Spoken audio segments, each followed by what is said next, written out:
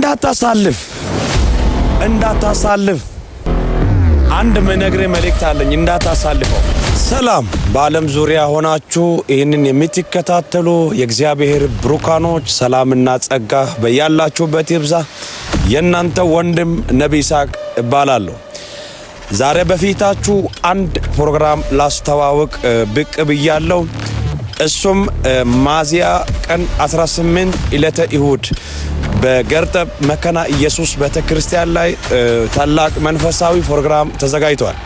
ስለዚህ በዛን ቀን እኔም በመገኘት እግዚአብሔር የሚያደርገውን ተአምራት እግዚአብሔር የሚናገረውን ሰምቼ ለማገልገል በዛ ቦታ ይገኛሉ። ስለዚህ ሁላችሁም እዛ ፕሮግራም ቦታ እንድትገኙ በእግዚአብሔር ፍቅር እለምናችኋለሁ።